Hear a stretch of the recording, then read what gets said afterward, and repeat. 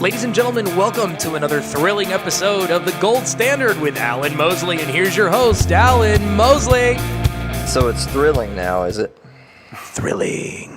I'm going to give Blake a hard time this week. Blake is not sitting at the table with me. Normally he's over here, but this week he's not because we have another guest in the studio, which means that Blake is over here at a producer's table that you guys at home can't see. You can't see me at all. He's switching himself on and off. So I'm just going to periodically through the show just to test to see how good he is with his setup. I'm just like, Blake, what do you think about that? That hurt my ears and everyone else's. Thank you for everything that you do. You're very welcome. But Blake is he's with us. I should have opened up like you're wearing black, so it's like Blake is with us in spirit. And people would have thought Blake was dead. But if Blake was dead, you wouldn't be seeing this at all. I mean, let's be fair. So Blake is still with us. But welcome back to The Gold Standard. If you want to follow us on social media, it is facebook.com/TGS Alan Mosley. You can follow me on Twitter, which is @AlanMMosley. And really, you don't have to do any of that because you can just go to our website, which is thegoldstandardpodcast.com.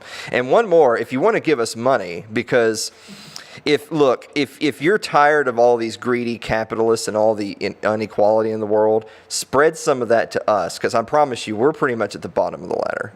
So really, we should be brought up while everyone else should go down. I think that's more than fair. And you can do that by subscribing to our Patreon, which is patreon.com/TGS Alan Mosley.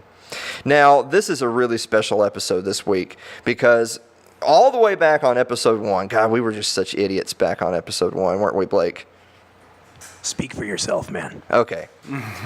and back then, I reminisce that it was the first episode, and I came totally unprepared to actually talk about what the gold standard is, how we came up with the idea, the whole thing. And so it was just kind of this rambling mess of the podcast, and that was pretty much it.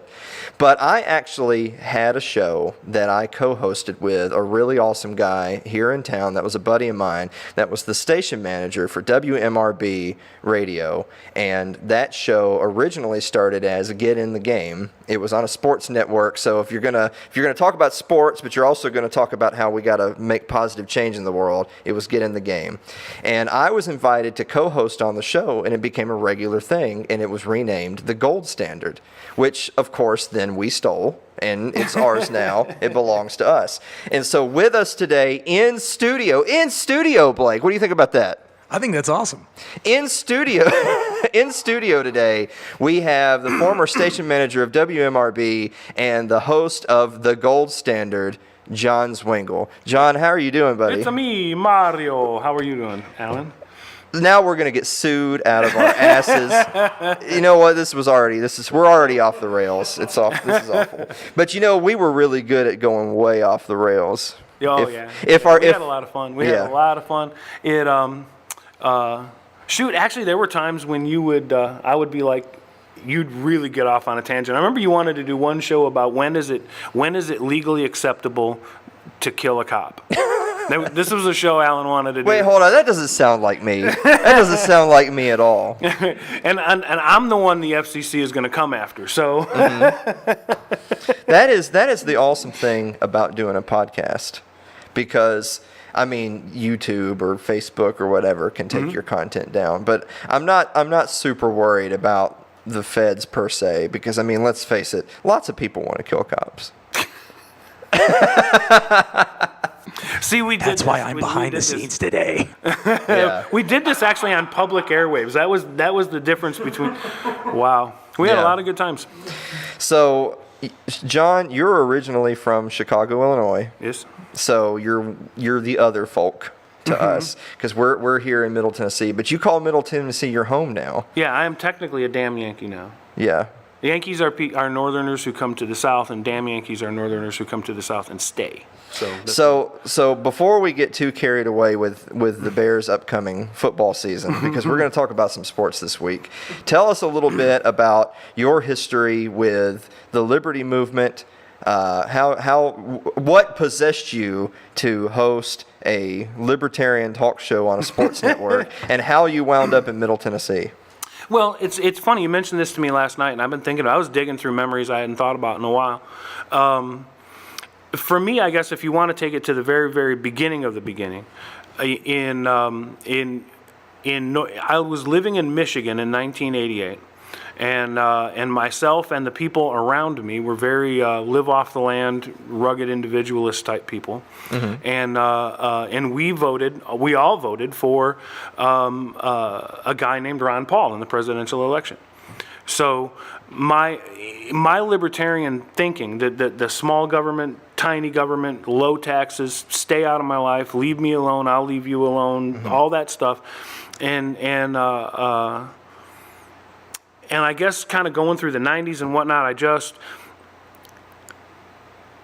I saw this whole thing going backwards. A buddy of mine and I were talking once. He says, the old timers will say, "Oh man, you're not as free as you used to be. They're just picking away at it, one little nibble at a time." And what we don't realize is when they were young men, the old timers were telling them they're picking away at your freedoms. They're picking away at your freedoms. So by the time the 2000s rolled around, Ron Paul popped back up, and I remember the very beginnings of the thing. The who is Ron Paul? Google Ron Paul. Who is Ron Paul? Google Ron Paul. And I was like, oh, I voted for him. That's pretty cool. And one thing led to another. I was kind of at a point in my life where I was really looking to do the next thing.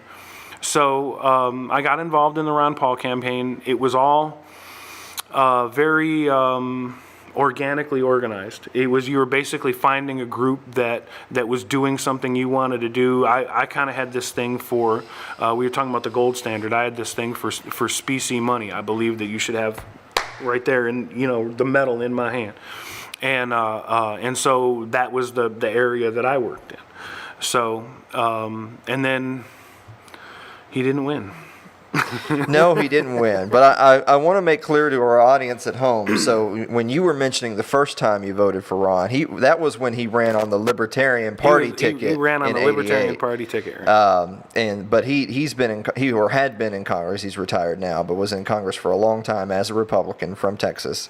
And so he kind of really, because I don't want to get on a huge tangent about Ron Paul, because we could talk about Ron every week.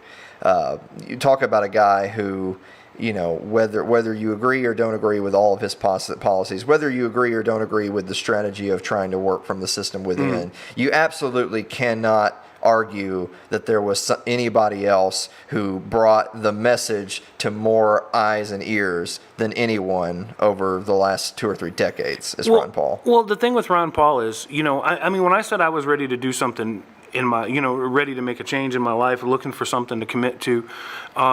Prior to that, I'll just say I wasn't living right. I was a younger guy, and I was just kind of flying by the seat of my pants and da-da-da-da-da.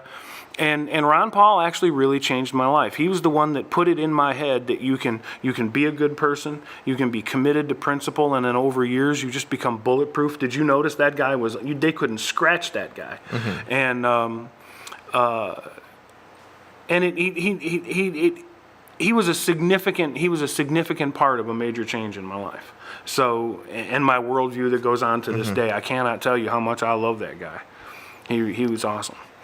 So, but I wanted to share too that basically what I did was I put out some of we had all these mashups that were going out. It was part of Money Bombs. We just wanted to flood YouTube with all these little promotional videos and whatnot. So I was cranking those out. And once I got pretty good at cranking out videos, then I decided to sit down and make a longer video called The History of the American Dollar. There's probably a lot of people who watch your podcast who've seen that movie. It's got a lot of views. Yeah, definitely. So fast forwarding a little bit, because the only reason I brought up at all that Ron had run as a Libertarian and then was running as a Republican, that was a strategy decision on his part. I only even mention it at all because, as we have talked about on this show a number of times, the Libertarian Party of 2018, of course, I would argue is not a libertarian party at all. We're little L libertarians. It's big L libertarian. And boy, that difference has never been more important than now. But I only bring that up because in my lifetime, the Libertarian Party was the party of Ron Paul. It was the party of Harry Brown. And now it's the party of Bob Barr or Gary Johnson or or Larry Sharp, Nick Sarwark, whatever the kind of left libertarian as they are affectionately called. But there are definitely still people in government who I feel like kind of fit the mold of a Ron Paul. You can't just say a carbon copy of Ron Paul. I mean, because you just can't say that, because to be a Ron Paul, you've got to be a guy. It's a lonely position. No, the good Lord only made one of that guy. Yeah, there's only one Ron Paul, but there are a few that I really like. I love Thomas Massey from Kentucky. I love Justin Amash, from Michigan. Of course, Rand in the Senate. Rand is not his dad. I mean, he's been very good here lately on the anti-war. Now I see, in my opinion, you're starting the conversation about working from within the system rather than within. Yeah, exactly. And to a certain degree, even I think I wonder sometimes. I don't want to get too carried away on the topic or whatever, but I'm not the biggest. I'm not a Donald Trump hater, as like a lot of people are. I'm not on the Trump bandwagon by any stretch, but I really don't hate the guy, and I feel like. Sometimes once you're inside the system, you have to move in smart ways in order to get stuff done. And I think, or at least from their perspective, that's what they're doing. I think Rand Paul's probably a little more of a purist than you realize. He's just functioning in a system. How dare you propagate this statist nonsense on my show? This just statist, just nonsense on my show. No, I understand exactly what you're saying. So, and I want to take a totally different direction here. So when we were out at WMRB, that was an interesting time. And one of the very first things that impressed me out there at the station is, I mean, not only were you doing the show, and not only were you saying I was full of piss and vinegar. Yeah, at that time, this man. was real. I just came out of the 2008 campaign. I had been on several states. Went to all kinds of rallies and functions. I walked across Wisconsin, for crying out loud, And then I get my hands on this radio station, man. I had a stiffy for getting it done. You were woke before that terminology really existed. You were running a woke radio program in a place in a part of the country too that. We've talked about on this show before, and you can share your comments as someone who's been lots of different places. This particular part of the country is a place where you still have that kind of freedom-loving, that kind of identity of be left alone. There's still some of that Southern rebellion identity. Okay.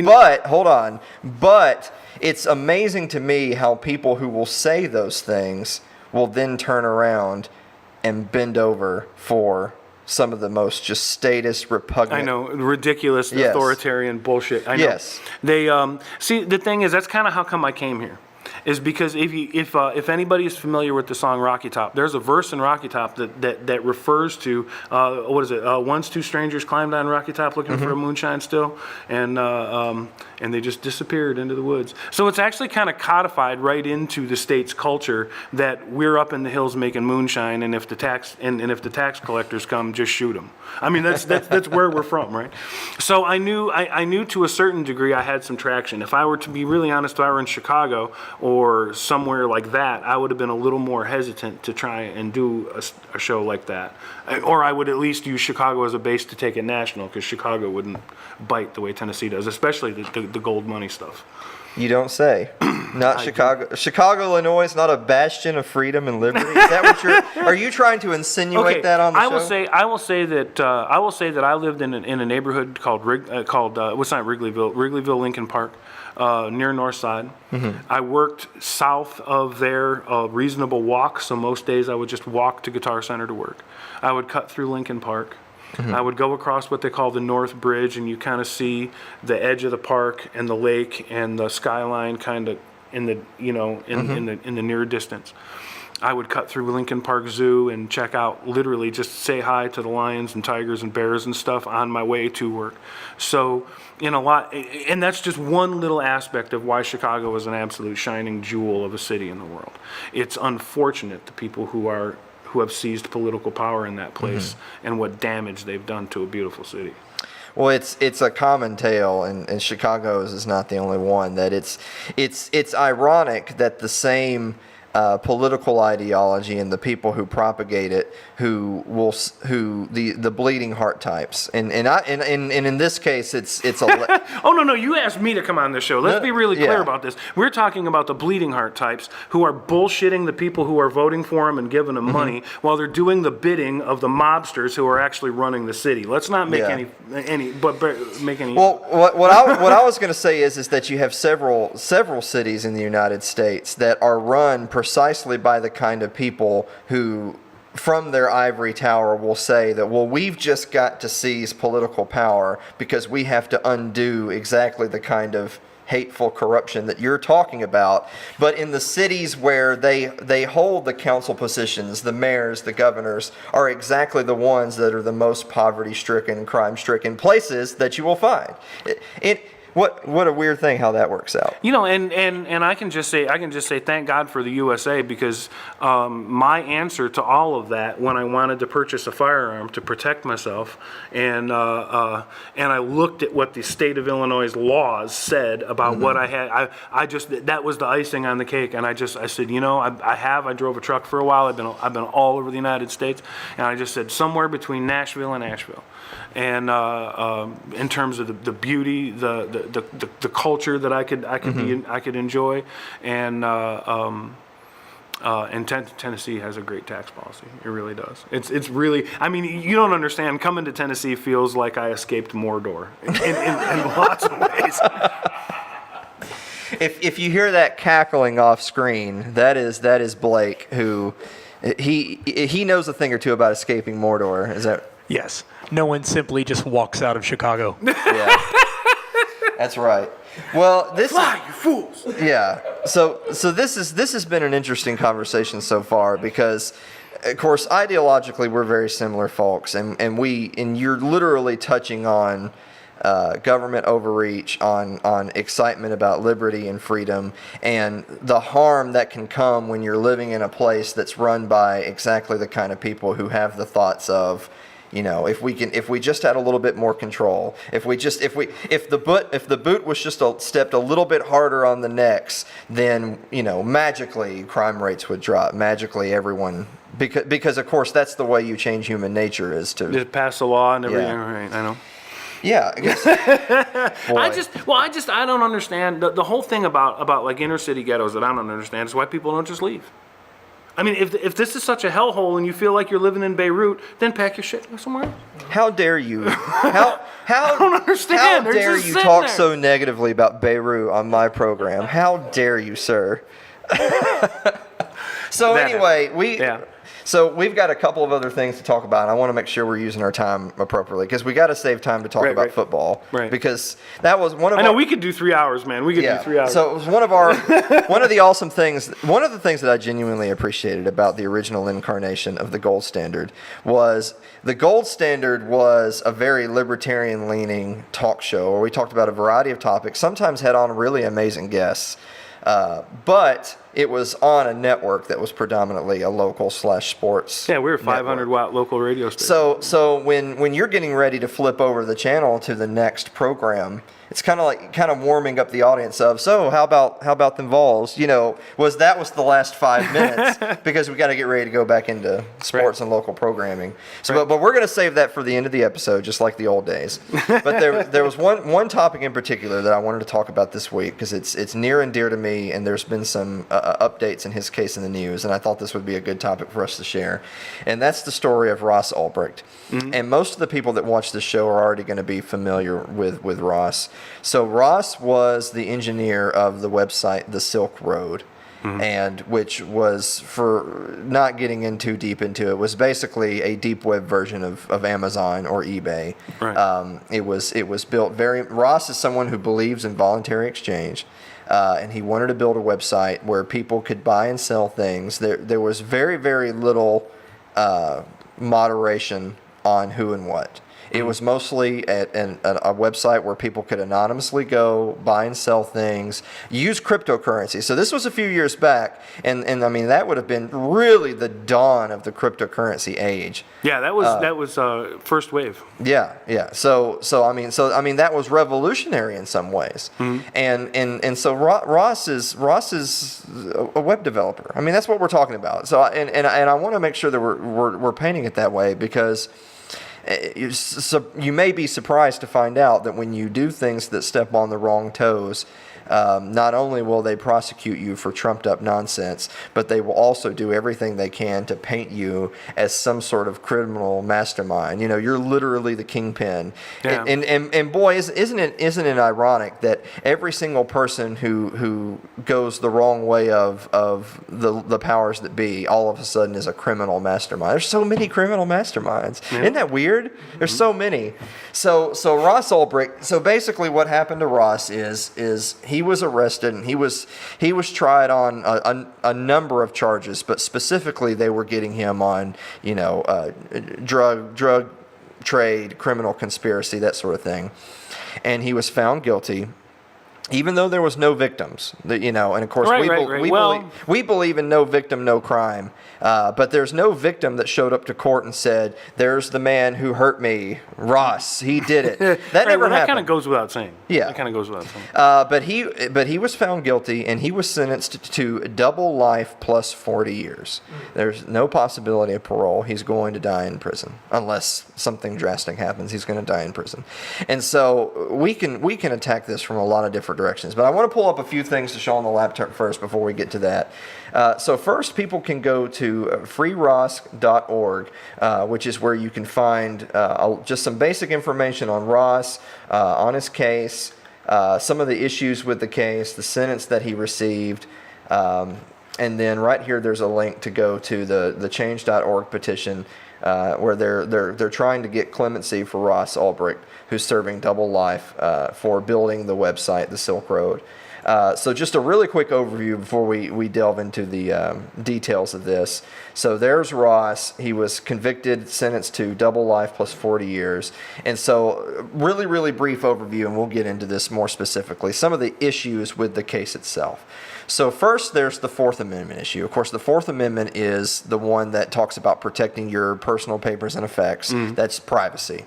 And of course, that has been one that has been under attack since, basically since the beginning, but definitely since 9/11. I mean, that was kind of like the catalyst for the Patriot Act and the catalyst for a lot of things. For a lot of things. But specifically as it relates to Ross's case, I mean, they absolutely were spying on him and taking information from him many times without a warrant. And so the way our system would supposedly work is that even if wrongdoing was there, the whole point of having to get a warrant is you have to get a warrant in order to spy and to do certain surveillance. And they didn't do that for his internet traffic and different things. The second is the unprosecuted and unproven allegations of murder for hire that were used against him. Now, Ross, he had been charged for that. He had been charged for being involved in a murder for hire case, where basically they were literally saying Ross personally was involved in a murder for hire case. Right. Now, he was never actually tried on that. That was a charge he was not tried for. And they eventually dismissed it, I believe.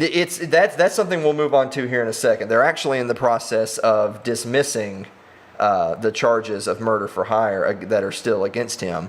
But the reason why this is important bringing up is that he was never actually tried on that, but that was part of the judge's factor when deciding his sentence. And now, obviously, this is a major problem because for defense reasons, for prosecutorial reasons, for lots of reasons, maybe the defense would have done things differently if they were having to defend specifically against the charge of murder for hire, but they didn't because that wasn't actually a charge that was read against him in his case. But I used the analogy earlier before we went on that if you were being given a ticket for running a stop sign and you said, you know what, whatever, I'm not going to fight it. They caught me running the sign. I know I did. It's $60. I'll just pay it. But then when you go to pay the ticket, they say, well, actually it's $120 because we heard through the grapevine that you litter.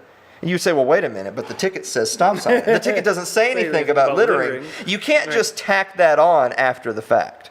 But that's what they did in his case. A third point that's really important is, I mean, obviously, we're getting to the crux of it, is that there was a lot of corruption in his prosecution. But 2 of the federal investigators, not just one, and frankly all of them, but 2 of the federal investigators that were specifically involved in surveilling his case, in setting him up, and then collecting the information that ultimately led to his conviction, 2 of them are now themselves in prison for corruption. Right. So we'll come back to that real quick.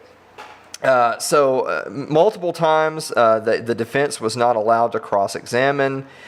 Certain defense witnesses were prevented from testifying, proof of evidence tampering, and on and on. A proof of multiple people who were actually using the account Dread Pirate Roberts that was associated to him. Mm-hmm. So at the very least, you could say, well, this isn't a one-man operation, but of course he's the only one that's being prosecuted, and on and on and on. So ultimately, let's start to unpack this. So that whole list of things I just read to you just then.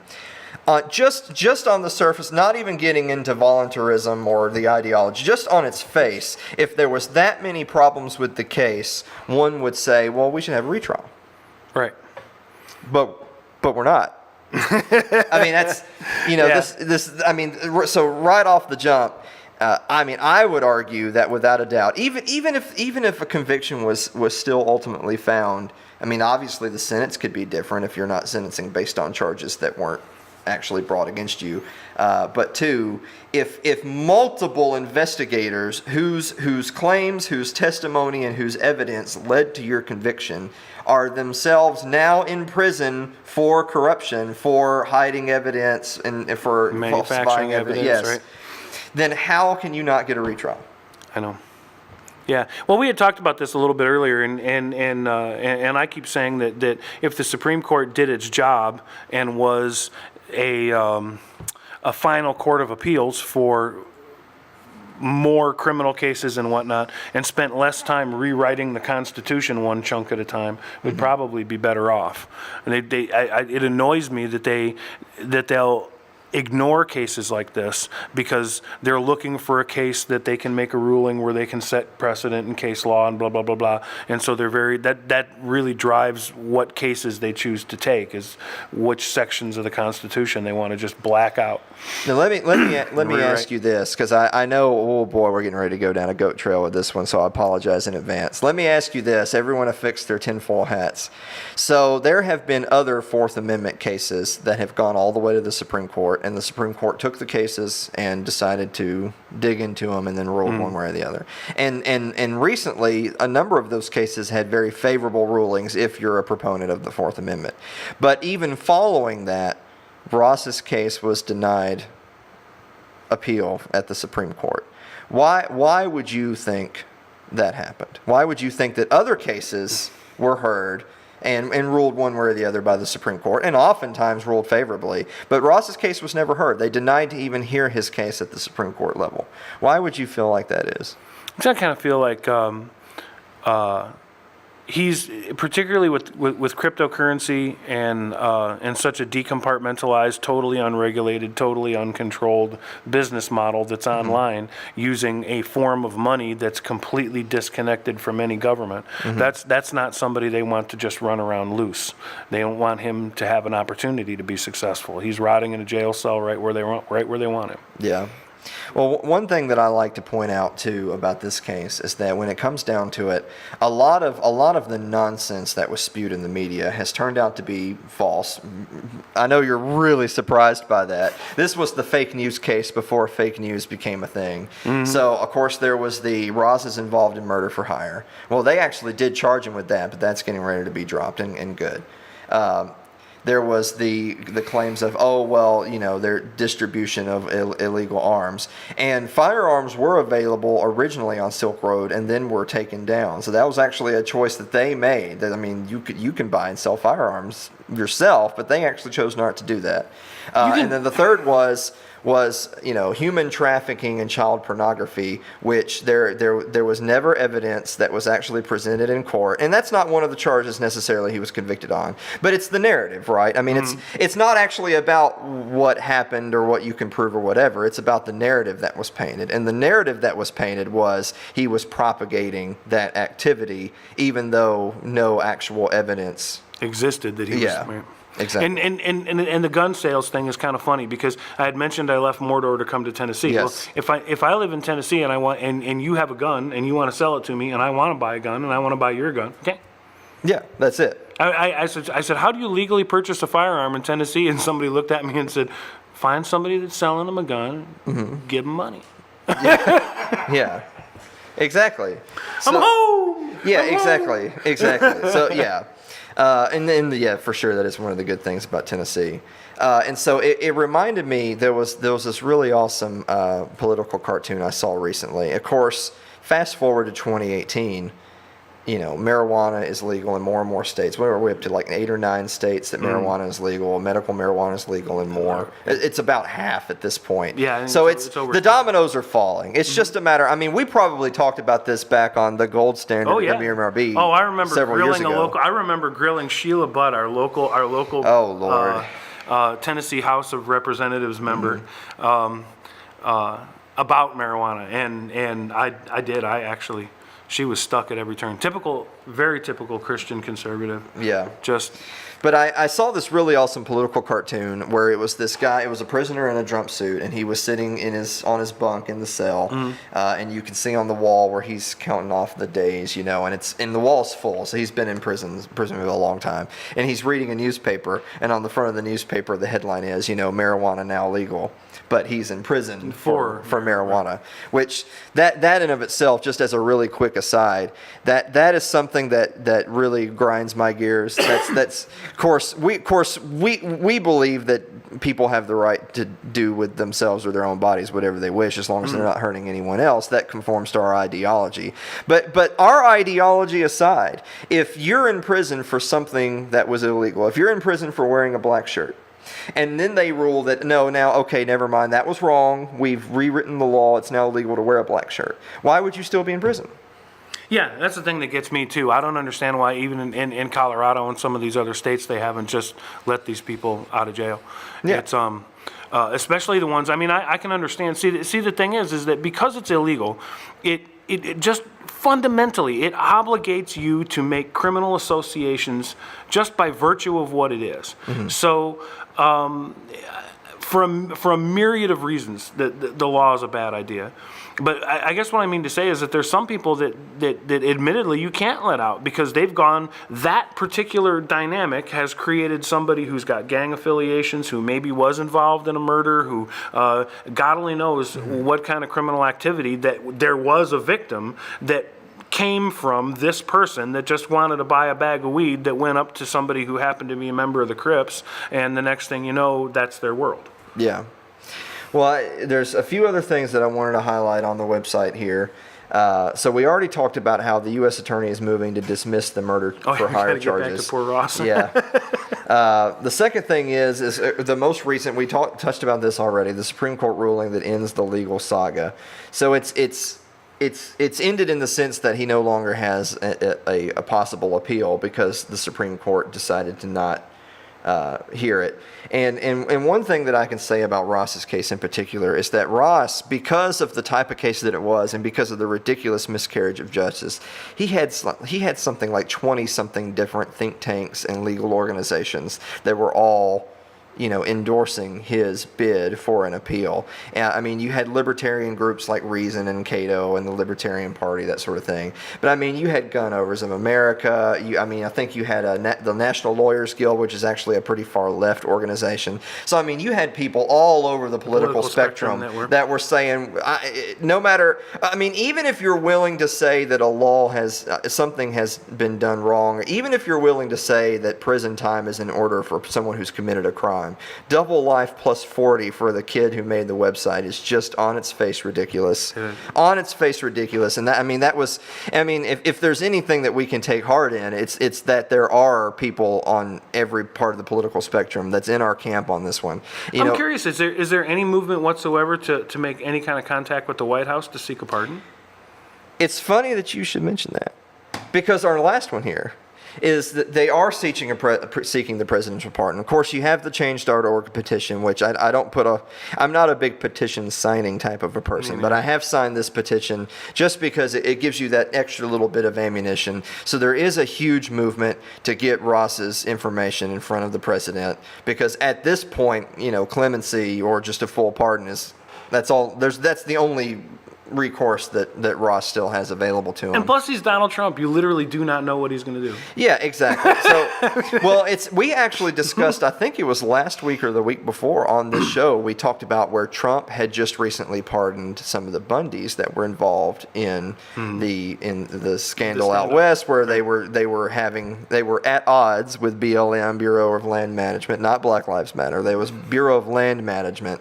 That was an armed standoff. Wow. And those guys were pardoned by Trump. And we're definitely not fans of Trump on this show. But if there's anything good that he's done, it's talking to nuclear powers is a good thing, not a bad thing. And pardoning people that were on the wrong side of injustice is a good thing. That is a power that is enumerated to the president, and it was exercised appropriately. And I can't think of another more appropriate use than this case right here. Obliterating the regulations, that federal regulations on business, just blowing them up.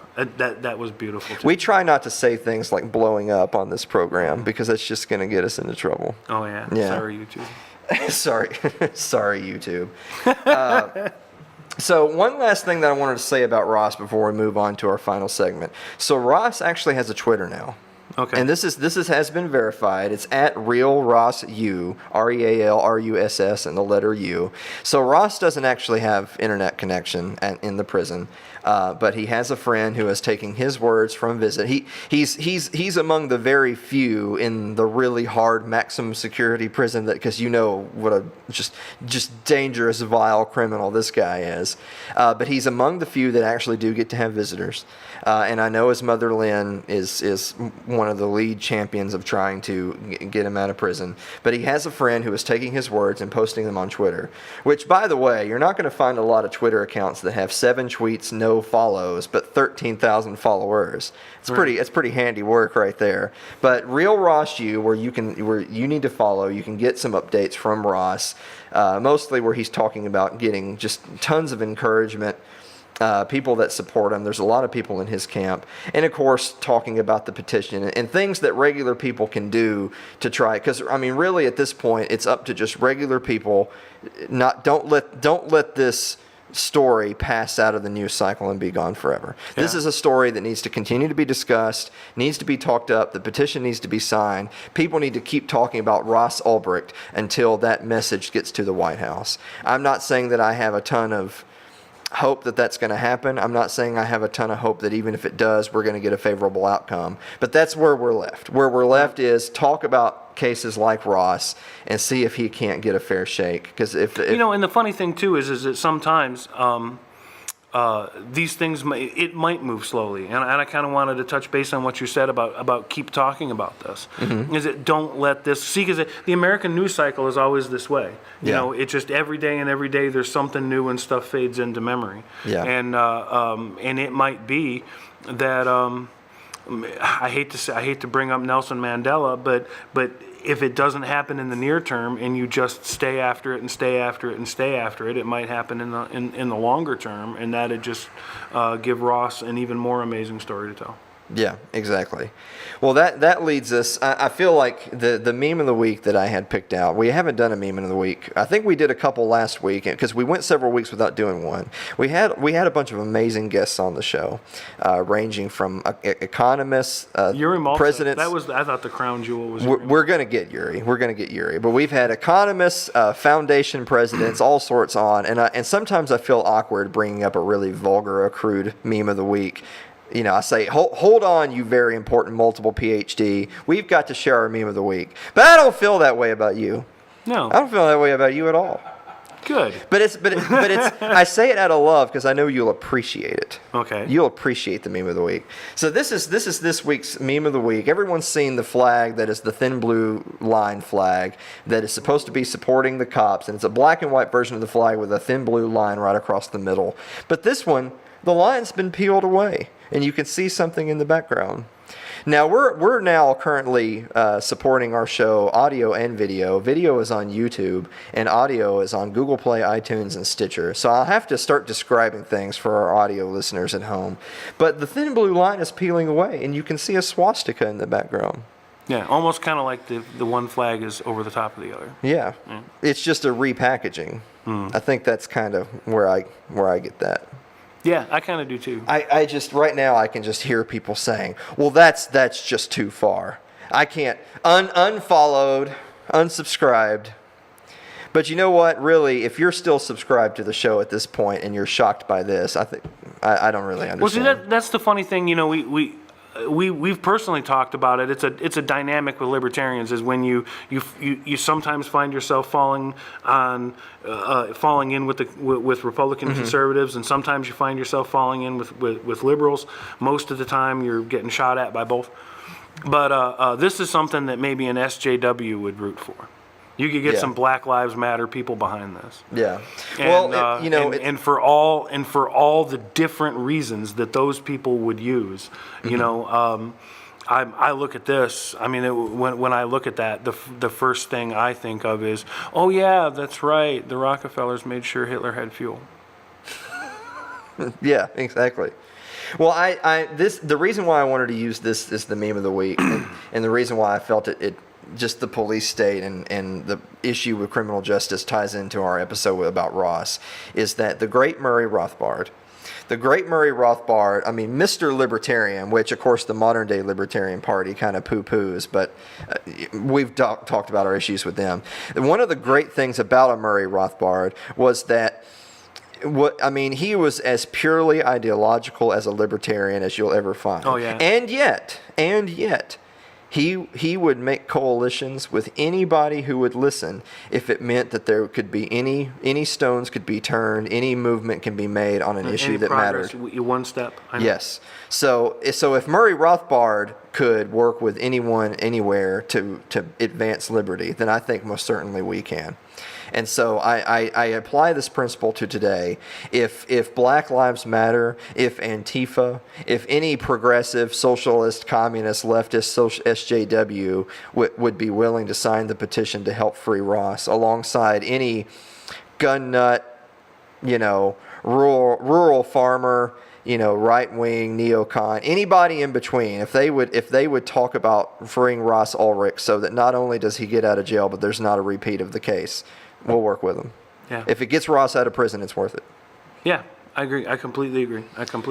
So now that we've got all of that just really serious stuff out of the way, let me just ask you one thing. On a scale from 1 to 10, why do the Bears suck? I would say no. This is a valid question. We're talking about a team that hasn't even had much of a whiff at a playoff game that they reasonably could win in over a decade, probably a decade. Mm-hmm. So that's I think that's fair, and I would say a 2. And the reason I would say 2, in other words, I don't think they suck very much at all. I really am kind of excited about. I think the Bears have a brighter future than they did at this time last year by a wide margin. Mm-hmm. I think Mitch is shown a tremendous amount of potential, being he's incredibly accurate when he's moving, and Matt Nagy has shown in Kansas City that he knows how to use that.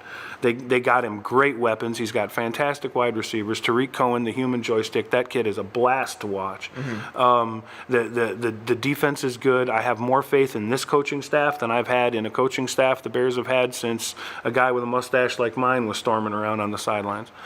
So I would say 2. I'm giving you 1 because there's a few chinks in the armor. Okay, so final record for the Bears this year? Yes. 10-6. Really? Yep. 10-6. They win 10 games. They win 10 games. with Green Bay and Minnesota. Yeah. And Detroit. Come on, right? Detroit. As a lifelong Bears fan, I'll just say Detroit has hung some amazing games on the Bears over the years. I've watched many of them, and they still somehow found a way to lose. I mean, I've seen Matt Stafford just light it up and have a Hall of Fame game and walk out all mopey because they didn't win. It's amazing. That's partly because Matthew Stafford is a Hall of Fame caliber athlete and quarterback stuck on the who Detroit happens to Lions. play for the Detroit Lions. Yeah, that's right. Ernie Banks played for the Cubs. Every generation's got a few. Yeah. Well, I have to admit, probably the last year or so, I wasn't as gung ho about keeping up with football. Partly just being busy and this, that, and the other thing. But I'm looking forward to this season. Of course, for people at home who don't know, or we haven't talked about sports very much, I'm a Cowboys fan, which of course means I'm better than all of you. But we knew that. But to be fair, I'm not a fair weather fan. Because it was easy. It was easy to be a Cowboys fan when I was a kid, and it was like, oops, another Super Bowl. Darn it, we got another ring. How did that happen? But I've stayed a Cowboys fan because it's been a minute since they won a Super Bowl. Yeah, it has. It's been a minute. But they have an amazing stadium. This is very true. Great big video board. You're not watching football properly unless your punter can hit a 3-mile wide TV screen. I think every once in a while Jerry Jones goes up to the owner's box and just plays Xbox on that thing. Like late at night when there's nobody in the stadium. Yeah. Just play Xbox on the 75-foot wide TV screen. That'd be a ball. I'm glad you decided to go with the analogy of plays Xbox and not watches other nefarious things on that screen. Yeah. I appreciate you doing that. Well, you could get into some Japanese octopus porn, and the octopus would actually be like life size. Yeah. Beyond life size. Oh, that'd be cool. But I'd get off. Where is this going, man? No, This was the gold standard to a certain degree. this is actually the gold standard being reborn right before our very eyes. So I want to say real quick, just because I kind of painted over that at the beginning of the show. I leapt at the chance to get the phrase octopus porn on Alan. Yeah. Oh, for sure. If it's good enough for the FCC, it's got to be good enough for Absolutely. YouTube. Yeah, for sure. So, when getting the game turned into the gold standard, and that was one of those things where we were thinking about, should it just be get in the game? Should we is it a new show? And if it's a new show, will we have a new name? One of us had suggested, well, what about the gold standard, because it's a double entendre. That's how come it was your idea. Yeah, it's the gold standard, and for my money, it was a really good show. It was a great show for like Bumble, Middle Tennessee, but it was a good show, period. It genuinely was. Well, there was, it was one of those things. I kind of came away. I mentioned Yuri Maltsev once before. Mm-hmm. So we shut down that show, and I kind of sat down almost in kind of like a almost like a high. I almost felt high, and just sat back in the chair and went, I just, for Little Columbia, Tennessee, interviewed one of the economists who forged the perestroika agreements that were one of the driving forces of the dissolution of the Soviet Union. I had that guy on this radio show. Yeah. Wow. Yeah. Yeah, exactly. Yeah, if there's one thing that I've been pleasantly surprised about in doing this show, it's that we've had on some amazing guests. You've done a great job of getting guests. Amazing guests. It has nothing to do with me and everything to do with the awesome people who I have called or emailed and said, hey, I do a show. This is where we're at. These are the things that we'd like to talk about. I would love to have, instead of me trying to just vomit out what you say, I'd rather you come on the show and say it. And way more often than not, they say, sure, what time? Yeah. And just incredibly generous, just mindful, wonderful people who are part of the Liberty Movement. We know the thing too is that they're passionate about what they're doing. Yes. We haven't really. I was expecting you to say, so hey, what are you doing now? And I was going to say, well, I'm just taking a little breather, getting comfortable in my skin. I'm working a lot. I'm raising a puppy. I'm just kind of in that phase in my life. and getting ready for the next thing. I remember that passion. There'll be a moment where I'll be back there. I'll be done with this, and then I'll go on to the next thing, and I'll get back to that. Yes. And if somebody calls me and says, "Can you give me an hour of your time so that we can work together to promote or get this message out a little further?" Maybe if it's just a few people, I'll be there. Yeah. And that's where these guys are right now. They want that message out, and they want to help you, and they want, even if it's one person on your podcast that is unfamiliar with them, to hear their message. So Yeah, passion. absolutely. So what are you doing now? I'm working. I didn't bring the puppy. I almost brought the puppy. I'm one of these guys that believes that if you get a dog, especially when they're puppies, you got to give them tons and tons of time. She goes with me everywhere. And I thought about it. I thought, maybe a studio isn't a good place for a 4-month-old puppy. We would have got more views if we had a puppy. So Never work with children and dogs, man. Doesn't work. I'm very slowly working on learning the 7-string guitar parts for A Change of Seasons by Dream Theater. I got chunks of it now, and working a lot, and just kind of like I said, kind of getting comfortable in my own skin, digesting the huge amount of information that dumped into my life over the past couple of years. So I don't want to speak for you. Of course, yeah, I do. But I don't want to speak for you. But I kind of feel like you're on the tail end of a place where I was, which is just the constant bombardment of just new, especially when you're a libertarian. When you're a libertarian, you'll never look at the world the same way ever again. And so just the constant news and the wars, foreign policy, the drug war, domestic, the economy, the bubbles, and just everything in the 24-hour news cycle, you're just pounded and pounded and pounded with information, and you just feel yourself constantly somewhere in between disseminating what's right from wrong, because boy, if there's something they need to be teaching kids at school, it's how to tune out nonsense. And yeah, that's what you do, is you reach over and you hit the switch and you go. And yeah, so where I had gotten, because the gold standard on WMRB ended a number of years ago, and it was a long period of time between the end of that and the start of this. Here, right. And a big part of that was because I didn't know Blake, because this all happens thanks to having an amazing producer like Blake. Yeah, it's a wonderful facility. Thank you very much, Blake. Oh, you. You're making me blush over here. Yeah. But it's also because I needed to just get out of that pool for a while. Yeah. I needed to just, I'm just going to live my life. And because in some ways you can become disheartened because you think, but anything I say or do, it's just, you're just sweeping sand off the beach. It's just pointless. Yeah, that's how come. And I kind of think about, I don't know if I'm going to particularly be a repeat guest or whatever, but one thing that I would say is that sometimes the libertarian movement in the bigger sense, so small L, and all of that it encompasses in terms of blogs and video stuff, everything, is that sometimes it strikes me as a whole bunch of people with the mentality of college students who are like sitting around doing bong rips talking about the way the world ought to be, completely disconnected from the machinery that's actually making the world we live in.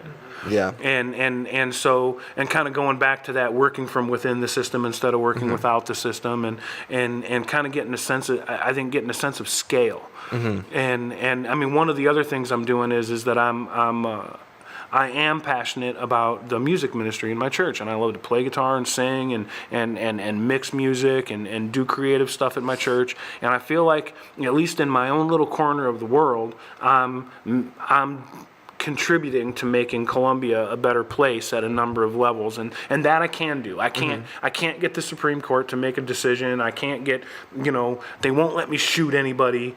So what? What? They frown on that. Gosh. So, but this I can do. This I can do. Yes, you can. And I'm reminded. It reminds me of a comment by the great Tom Woods, who let me tell you, everybody at home, don't get too excited, but you may or may not see Tom Woods here pretty soon. Oh, really? Shh. You didn't hear that. That's still on the down low. Yeah, there you go. See, this is why I can work with John. I was raised in Chicago. Yeah, you can't work with me at all, can you? I know what's up. Yeah, I was raised in Chicago. It should be your answer to everything. Hey, John, what do you think about this? I was raised in Chicago. Yeah, with that attitude, you could get away with murder. Womp womp. Okay. So the name of your video about money, what is that? Oh, the history of the American dollar. The history of the American dollar. Is that still available on YouTube? Oh yeah, it's all over the place. We are going. In fact, as a matter of fact, my channel that I uploaded it to has got, I don't know, maybe 250,000 views, something like that. There are probably another 1,000,000 views of people who have extracted it out of my channel and then turned around and re-uploaded it, which is fine with me. It disseminates the information better. The history of the American dollar. We're going to link to that in our show notes for this week. Awesome. The history. What was the last time someone linked to the history of the American dollar on their show? Probably a long time. It is an old enough video. The funny thing is that the information is just as relevant as it ever was. Yes. But it's actually an old enough video that it's in SD. It's a 480 video. I actually did it at a time when 720 wasn't particularly a thing.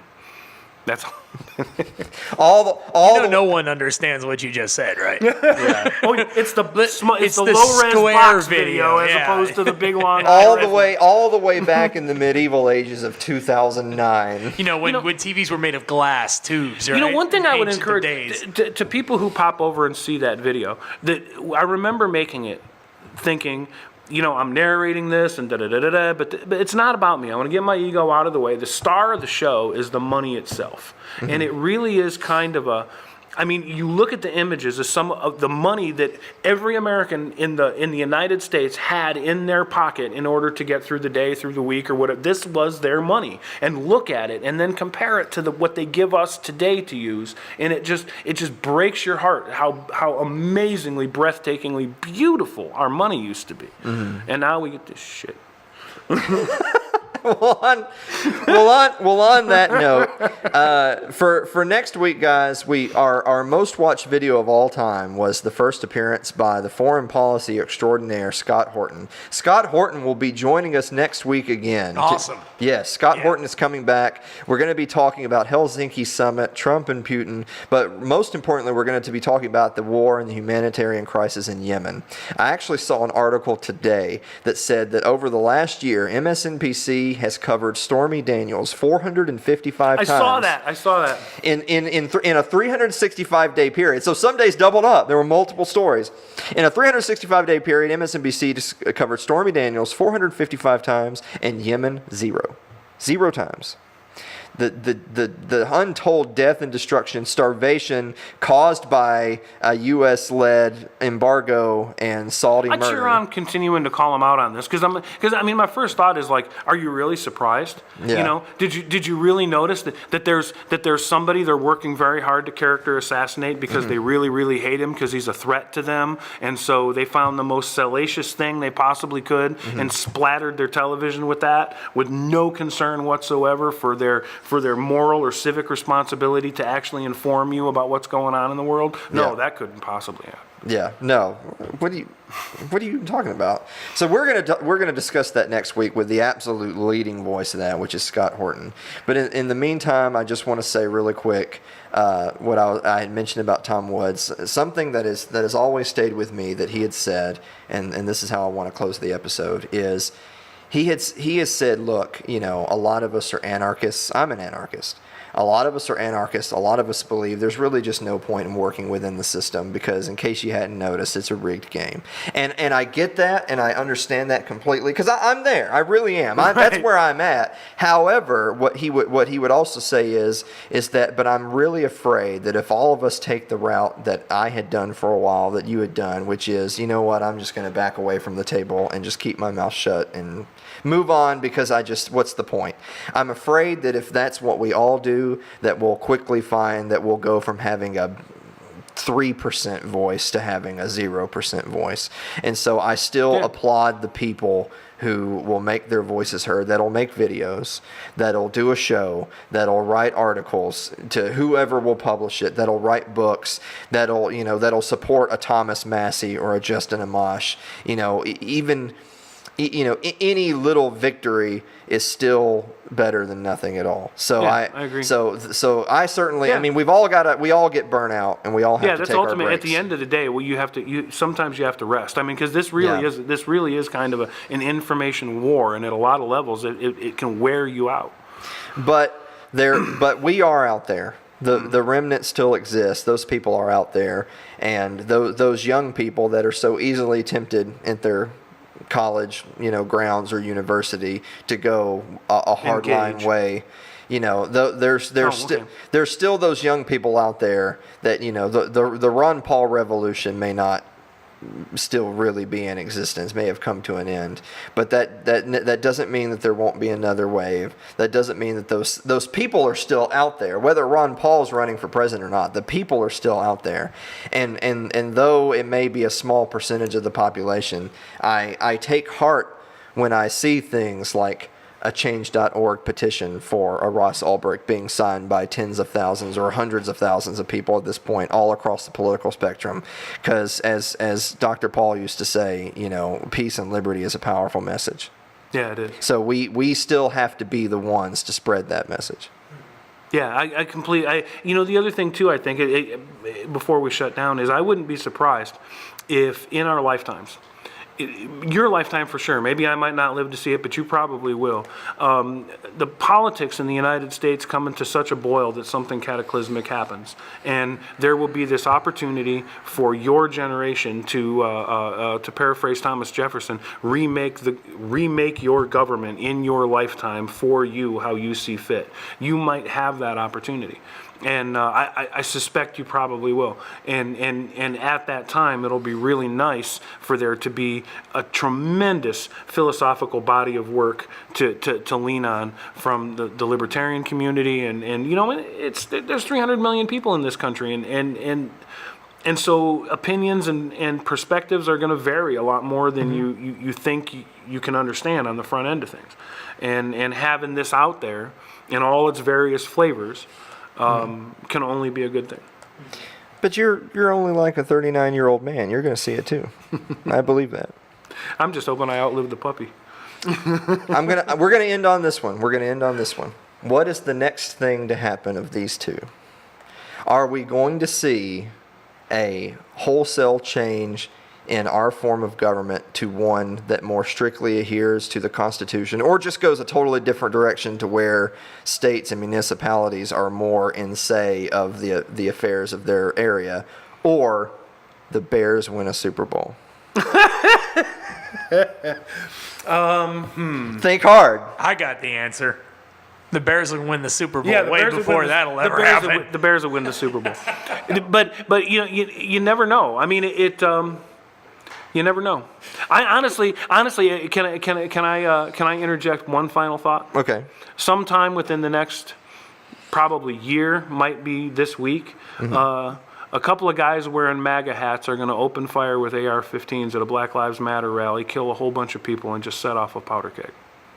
I'm serious. I've been waiting for that to happen at any given moment. Whether or not they're actually Trump people or whatever, that's neither here nor there. And it will be on the news nonstop, and it'll trigger a powder keg. I wish I could say that I don't think something like that would happen, but if anything, I'm just really afraid that means David Hogg will come back. Wow, man. Yeah, I'm so glad. No, so not that guy. So having said that, I'll shut up and let you close your show. So on that note, reminder once again, thegoldstandardpodcast.com, facebook.com/TGS Alan Mosley, Twitter is at Alan and Mosley. We're going to link to the information about Ross Ulbricht, freeross.org, and the change.org petition to help get Ross out of jail. We're also going to link to the history of money in the United States. Because it needs another 250,000 views. That's what it really needs. And I think that's it. And even though Blake is not here to give me a high five, John is here to give me a high five. Nux. Oh. We're going to do Oh, that you've too. one-upped me now. Yeah. But we'll remember Blake fondly from wherever he is this week. As you hear chuckling in the background. Guys, thank you so much for joining us again. See us next week. Thank you for having me.